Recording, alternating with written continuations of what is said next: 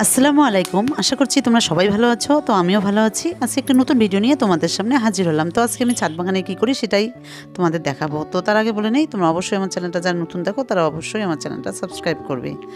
তো আজকে আমি দেখাচ্ছি বর্ষায় ছাদের কীভাবে যত্ন নেবে আর তোমাদের ছাদ বাগানের কীভাবে যত্ন নেবে সেটাই আজকে তোমাদের সঙ্গে শেয়ার করব। তো আমার ভিডিওটা তোমরা শেষ অবধি দেখতে থাকো।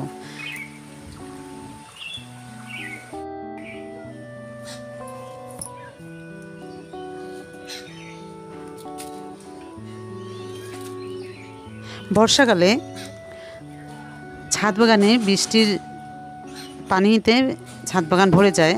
তো সেক্ষেত্রে আমাদের কি করণীয়, যদি টবে পানি জমে থাকে বর্ষাকালে, তাহলে সেক্ষেত্রে তোমাদের করতে হবে যে পানিগুলো তোমরা যখনই আসবে এসে যদি দেখো তোমাদের টবে পানি জমে গেছে, তাহলে সেক্ষেত্রে পানিগুলো তোমরা ফেলে দিবে। কারণ পানিগুলো জমা রাখলে তোমাদের ছাদ বাগানের যে গাছগুলো আছে সেগুলো নষ্ট হয়ে যেতে পারে আর শেকড়গুলো নষ্ট হয়ে যেতে পারে। তো সেক্ষেত্রে তোমরা অবশ্যই ছাদ বাগানের পানিগুলো এরকম টবে যদি পানি জমা থাকে সেক্ষেত্রে তোমরা ফেলে দিতে হবে, কারণ এগুলো গাছকে একদম নষ্ট করে দেয়। এটা হলো 1 নম্বর টিপস। তো তোমরা এই কাজটা অবশ্যই করবে তোমাদের ছাদ বাগানে। তো 2 নম্বর বিষয়টা হলো ছাদ বাগানে, তো বর্ষাকালে তো ছাদ বাগানে অনেক কিছু পোকামাকড় আসে, তোমরা অবশ্যই জানো। কারণ ছাদ বাগান বর্ষাকালে আলাদা করে যত্ন করতে হয়, না হলে ছাদ বাগান একদম নষ্ট হয়ে যায়। তো বর্ষাকালে দেখবে তোমাদের টবে অনেক পোকামাকড়, কেঁচো, তারপর কেন্ন এগুলো আসে, তোমরা অবশ্যই জানো বর্ষাকালে। তো সেক্ষেত্রে তোমরা এই যে আমি যেভাবে ডিমের খোসাগুলো দিচ্ছি, তোমরা অবশ্যই এরকম করে ডিমের খোসাগুলো ভেঙে সব টবে তোমরা দিবে। কারণ এই ডিমের খোসা দিলে তোমার যে পোকামাকড় এগুলো টব থেকে একদম দূরেই থাকবে, এগুলো আর টবে আসবে না। তো তোমরা অবশ্যই তোমাদের যে ছাদ বাগানে বর্ষাকালে এরকম করে ডিমের খোসা ছড়িয়ে ছিটিয়ে দেবে। তো দেখতে পাচ্ছ, তোমরা যদি যত ভালো করে গুঁড়ো করে নেবে, হাত দিয়ে ভালো করে ভেঙে নেবে, তো সেক্ষেত্রে তোমাদের ওই ডিমের খোসাটা ভালোভাবে কাজ করবে। আর একদম পোকামাকড় বা কেঁচো, শামুক এগুলো একদম আসবে না। আর তোমরা দেখবে তোমাদের বর্ষাকালে ছাদ বাগান একদম সুন্দর থাকবে, কোনো কিছুই পোকামাকড় মানে সব পোকামাকড় থেকে ছাদ বাগান বর্ষাকালে দূরে থাকবে। তো তোমরা অবশ্যই এই টিপসটা অবশ্যই তোমরা ফলো করবে, তা দেখবে তোমাদের অনেক উপকারে আসবে। আর 3 নম্বর যে বিষয়টা এবার বলবো, তো বর্ষাকালে তোমরা তো জানোই বর্ষাকালে ছাদ বাগানে অনেক আগাছা গাছের নিচে হয়। তো বর্ষাকালে বেশি হয়, কারণ বর্ষাকালে যে বর্ষার পানিটা ওইটা গাছের খুবই উপকার। আর বর্ষাকালে তোমরা দেখবে ছাদ বাগান 2 দিন 4 দিন পর পর পরিষ্কার করতে হয় গাছের নিচগুলো, কারণ গাছের নিচে প্রচুর পরিমাণে এরকম আগাছা হয়। তো সেক্ষেত্রে তোমরা অবশ্যই সেই আগাছাগুলো ভালো করে পরিষ্কার করবে, যাতে কোনো আগাছা টবে না থাকে। তো সেক্ষেত্রে তোমরা অবশ্যই গাছগুলো পরিষ্কার পরিচ্ছন্ন রাখবে। আর শ্যাওলা যাতে না জমে সেদিকে খেয়াল রাখবে। আর শ্যাওলা জমলে গাছের যে খাবারগুলো সেগুলো শ্যাওলা খেয়ে নেয় আর গাছের প্রচুর পরিমাণে ক্ষতি হয়। তো সেক্ষেত্রে তোমাদের অবশ্যই বর্ষাকালে তোমাদের ছাদ বাগানটা একদম পরিষ্কার পরিচ্ছন্ন রাখতে হবে। তো এটাই ছিল আমার একটা গুরুত্বপূর্ণ টিপস। আর এবার আমি যে টিপসটা বলবো সেটা হলো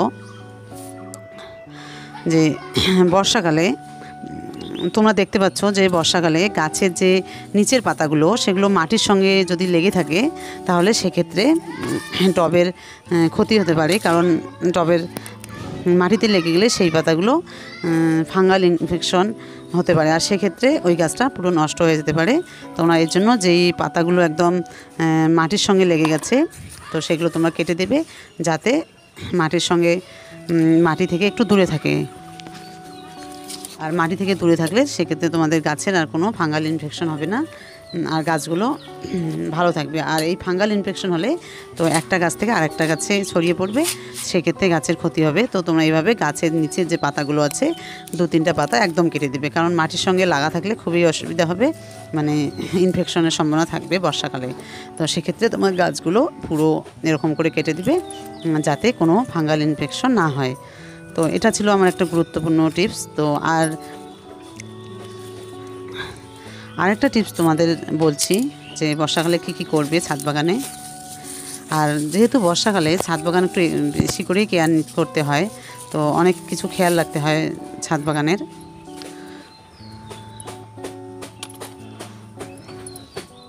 তো তোমরা এরকম করে ছাদ বাগানটা অবশ্যই যত্ন করবে।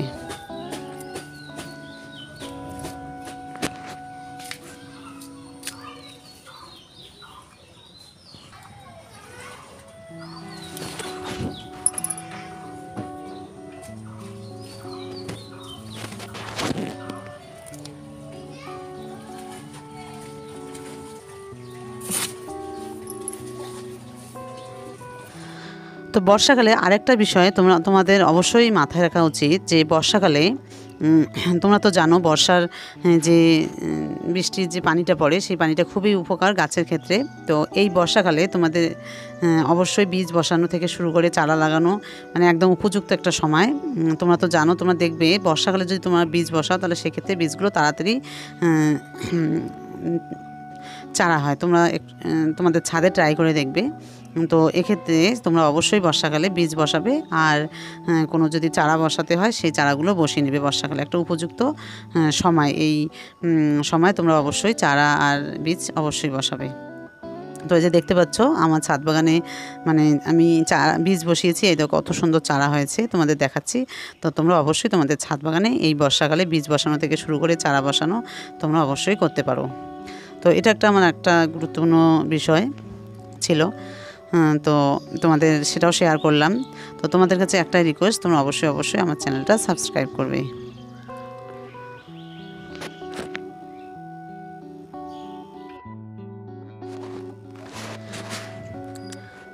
তো এই যে দেখতে পাচ্ছ আমি এদিকে একটা চারাও বসিয়ে দিলাম। এটা হলো ক্যাপসিকাম গাছের গাছ। তো এই গাছটা আমার ছাদ বাগানে একটু মানে কেমন হয়ে গেছে, তো আমি এটা বৃষ্টির মানে আমি বাইরে বসিয়ে দিলাম। তো দেখি কেমন হয় বর্ষাকালে।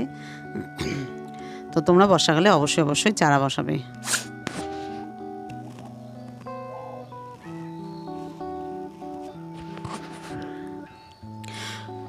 আর আরেকটা গুরুত্বপূর্ণ বিষয় হলো, সেটা তোমাদের সঙ্গে শেয়ার করছি। তো যেহেতু বর্ষাকালে বৃষ্টি হচ্ছে, অনবরত বৃষ্টি হচ্ছে, তো সেক্ষেত্রে যে এই গ্রো ব্যাগগুলো আছে বা টব, যে কোনো টব বা গ্রো ব্যাগ তোমরা দেখবে পানি নিষ্কাশনের জন্য একটা এরকম 2-3টা করে সব গ্রো ব্যাগে হোক আর টবই হোক ফুটো থাকে। তো সেক্ষেত্রে তোমাদের ফুটোগুলো একটু খেয়াল রাখতে হবে যাতে ফুটোগুলো বন্ধ না হয়। যদি বন্ধ হয় তাহলে সেক্ষেত্রে তোমাদের পানি আর ওইদিকে যাবে না, একদম পানি জমে শিকড় নষ্ট করে দেবে গাছের। তো সেটা তোমাদের অবশ্যই খেয়াল রাখতে হবে। এই যে দেখতে পাচ্ছ আমার গ্রো ব্যাগে এদিকে ফুটো আছে, তো আমি ওটা পরিষ্কার করে দিলাম কীভাবে তোমাদের দেখাচ্ছি। তো তোমরা এরকম করে তোমাদের টব হোক বা গ্রো ব্যাগ হোক তোমরা অবশ্যই তোমাদের বর্ষাকালে এই কাজটা তোমাদের অবশ্যই করতে হবে, না হলে গাছের প্রচুর পরিমাণে ক্ষতি হবে। তোমরা দেখতে পাচ্ছ সব গ্রো ব্যাগে ওরকম আছে, ওরকম 2-3টা করে আছে। তো তোমরা অবশ্যই এটা ভালো করে জল নিকাশের ব্যবস্থা করে দেবে যাতে মাটি দিয়ে চাপা না লাগে। তো এই যে দেখতে পাচ্ছ উপরে একদম পানি জমেনি, তো সেক্ষেত্রে তোমরা অবশ্যই এরকম করে দেবে।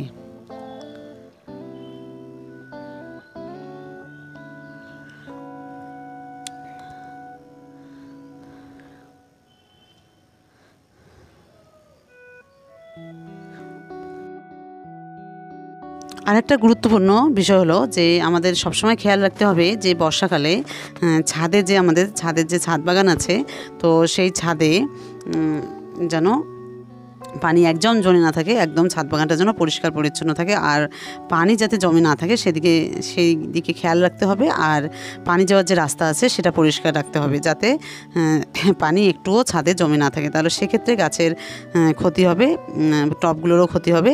তো সেক্ষেত্রে তোমাদের অবশ্যই খেয়াল রাখতে হবে যাতে ছাদ বাগানে পানি একদম না জমে। সবসময় পরিষ্কার, বর্ষাকালে সবসময় পরিষ্কার পরিচ্ছন্ন রাখতে হবে।